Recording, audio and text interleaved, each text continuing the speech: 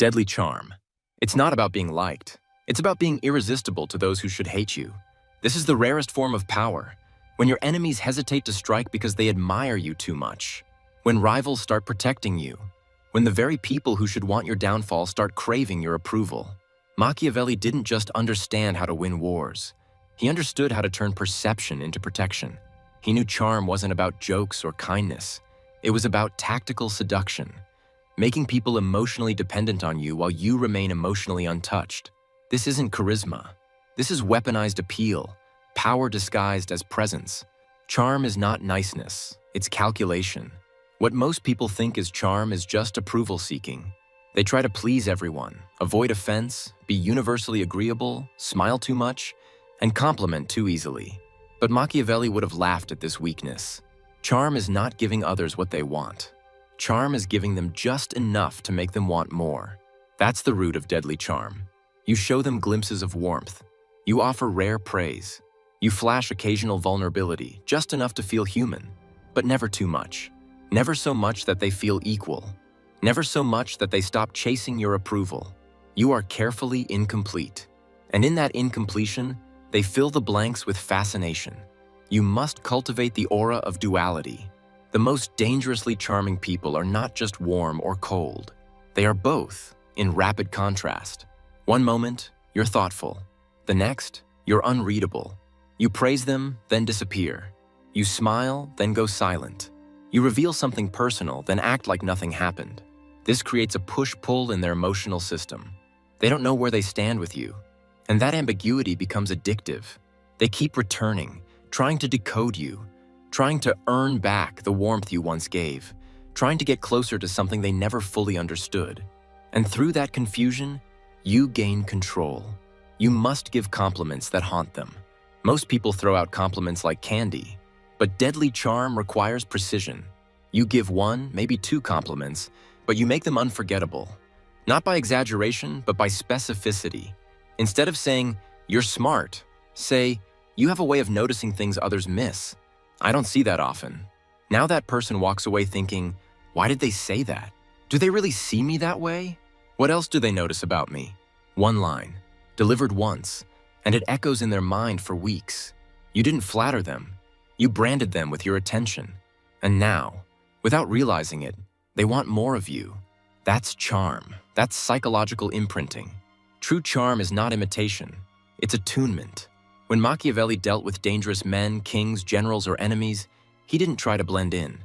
He reflected them in their deepest identity. You want influence? Mirror their values, not their words. Echo their hidden ambition, not their surface behavior. Spot the part of them that no one validates and make them feel seen without saying much at all. For example, if someone thrives on competition, tease them subtly with rivalry. If someone craves respect, treat their opinion like it holds serious weight. If someone secretly wants out of their own role, ask what they'd do if they could escape it. Suddenly, you're not just likable. You feel like a rare connection, the one person who actually gets them. And when someone feels understood by you, they'll protect you, even when they shouldn't. The dangerously charming man or woman doesn't speak more. They speak better. Fewer words, slower cadence, sharper pauses, powerful silences. And when they speak, it's either unexpectedly vulnerable, subtly dominant, or cryptically insightful. You become the person whose voice makes people lean in.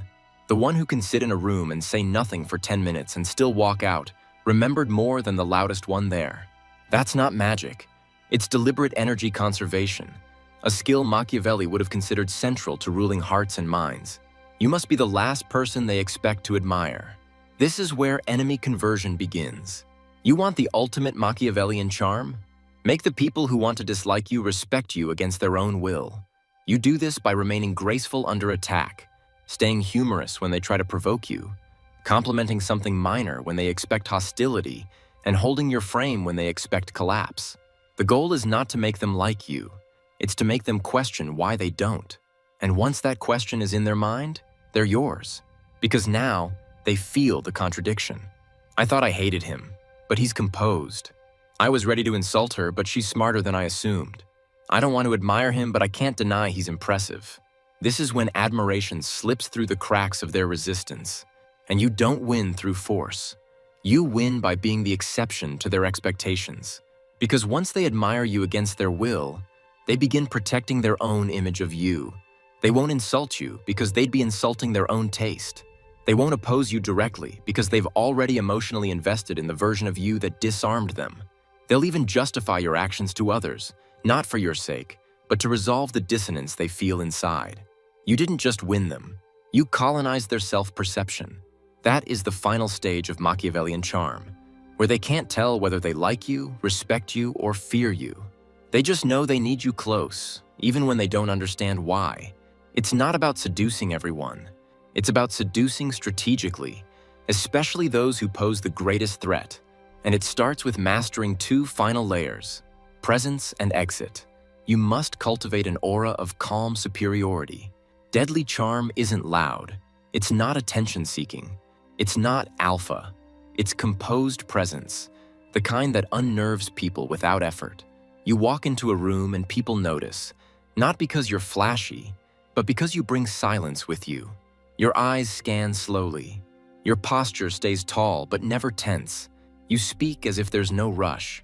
You never fidget. You make people feel watched, not judged, just noticed. That alone shifts the balance of power. Because most people walk into a room and immediately scan for how they're being perceived. But you act like the room is perceiving you on your terms. This triggers uncertainty, a quiet sense of admiration mixed with intimidation. And that cocktail is what charm tastes like when it's laced with danger. You must withhold certainty. Once someone starts liking you, they want confirmation. They want to know, are we close? Do you like me back? Are we friends? Are we aligned? Give them enough to stay hopeful, but never enough to feel safe. You don't flirt directly. You imply. You don't compliment often.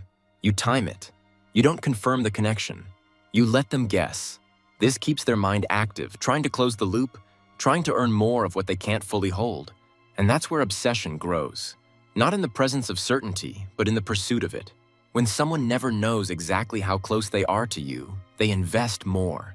And the more they invest, the harder it becomes for them to walk away. They become addicted, not to you, but to what you represent, something they haven't fully unlocked. The final Machiavellian trick of charm is how you leave. A charming fool says goodbye with emotion. A dangerously charming figure exits in silence, on their own timing, without apology, without explanation. One day you're there, the next day you're gone. No betrayal, no drama, just absence. This does two things. It preserves the mystique. You didn't burn out. You vanished at your peak. It haunts them because you didn't give them the one thing every ego craves: closure. They'll replay your last moment. They'll imagine reasons. They'll wonder if they did something wrong. They'll fantasize about what could have been. You didn't break their heart. You disoriented their ego. And in doing so, you became a story they keep retelling long after you've moved on. That is the final signature of deadly charm. You make them want to hate you, but they can't. You make them want to forget you, but they don't. You make them feel something they can't resolve. And you never chase, you never explain, you never return. You leave as if you were never seeking them to begin with. And that's what makes them seek you forever.